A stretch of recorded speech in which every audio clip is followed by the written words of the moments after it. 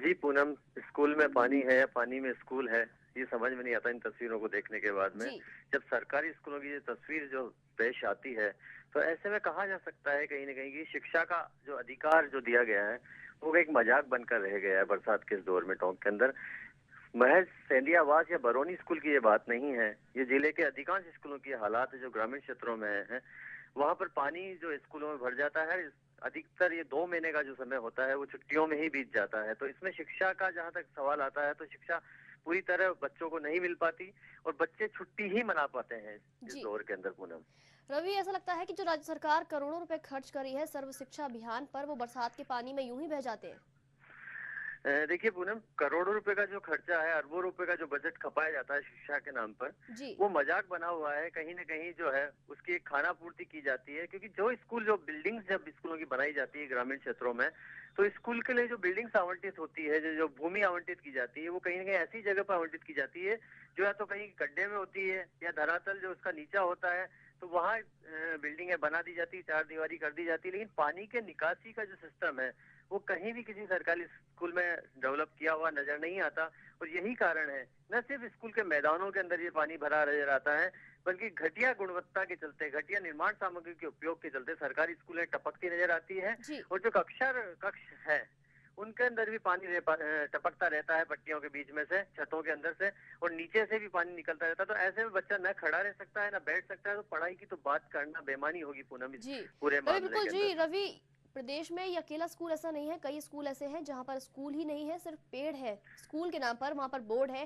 और अगर यहाँ के हालात देखे जाएं तो स्कूल तो है लेकिन स्कूल किसी काम का नहीं है। यहाँ पर बरसात होती है, पानी भर जाता है। आखिर क्यों यहाँ पर कोई प्रशासनिक कार्रवाई नहीं की गई, लिखित में कोई शिकायत नहीं की गई कि बच्चों के भविष्य के साथ यहाँ पर किस तरह से खिलवाड़ किया जा रहा है?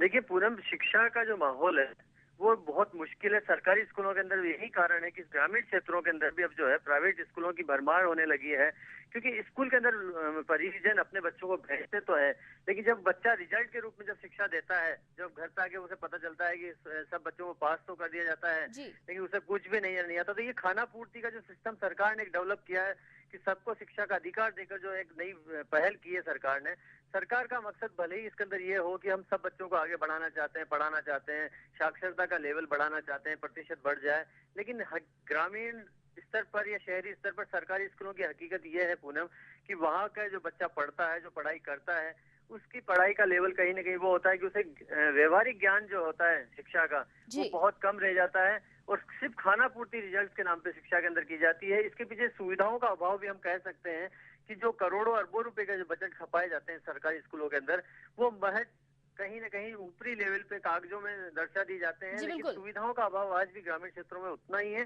जो पहले कभी हुआ करता था। जी धन्यवाद रवि इस पूरी जानकारी के लिए। तो ये थे टॉक से हमारे संवाददाता रवि टेलर, जिन्होंने बताया कि किस तरह जो प्रशासनिक खानापूर्ति होती है, कि सरकार का सर्व शिक्षा अभियान करोड़ों अरबों रुपए खर्च करके महज खानापूर्ति यहाँ पर करता है। और ये खानापूर्ति इन तस्वीरों में आप साफ तौर पर देख सकते हैं कि किस तरह से स्कूल है तो सही लेकिन ना के बराबर है। सर्दियों में ठंडी हवा की वजह से, तो बरसात में पानी की वजह से स्कूल बाधित हो जाता है। बच्चों के भविष्य के साथ किस तरह से खिलवाड़ किया जा रहा है, लेकिन खानापूर्ति फाइलों में बदस्तूर जारी है।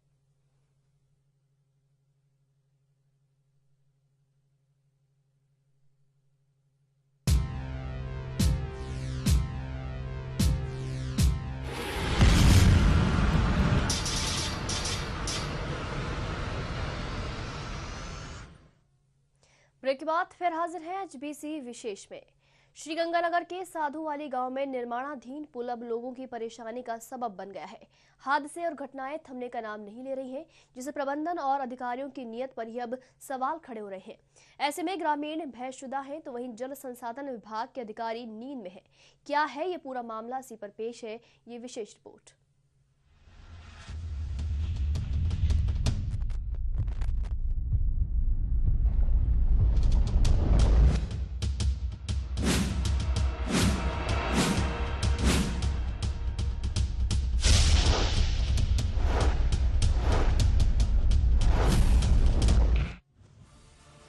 पंजाब के रास्ते राजस्थान में आने पर साधुवली गांव में आपका स्वागत करने वाला एक साइन बोर्ड लगा हुआ है जो किसी का भी मन खुश कर सकता है, लेकिन ये खुशी चंद मीटर की दूरी पर ही काफूर हो जाती है। यहाँ गंग नहर पर पिछले करीब 1 साल से निर्माणाधीन पुल का काम खत्म ही नहीं हो पा रहा है। लापरवाही का आलम यह है कि मार्च में तो ये पुल गिर भी गया था, जिसमें कई मजदूर भी घायल हुए। लेकिन अब पुल कुछ तैयार हुआ है तो कंपनी की लापरवाही से नहर में कई जगह पर कटाव आ गया है। ये नेशनल हाईवे नंबर 15 पे साधुवाली के पास नहर के ऊपर जो पुल का निर्माण कार्य चल रहा है इनका, और इनके निर्माण कार्य में लापरवाही की वजह से ये सड़क टूट गई है। इसके ऊपर से भारी जो वाहन है वो ये नेशनल हाईवे होने की वजह से इधर पंजाब से भी आते हैं, राजस्थान से भी जाते हैं। अगर कल को कोई भी बस या ट्रक वगैरह और इस टूटी हुई सड़क की वजह से नहर में गिर जाता है, किसी की जान माल का नुकसान होता है, उसका रिस्पॉन्सिबल कौन है? यह पुल पिछले 1 साल से बन रहा है। इसे ग्रामीणों की सहूलियत के लिए बनाया जा रहा था, लेकिन हालात और ऐसे हो गए हैं कि ये दुर्घटना कारण बन रहा है। अभी कुछ महीने पहले ये पुल गिर भी गया था बनता बनता।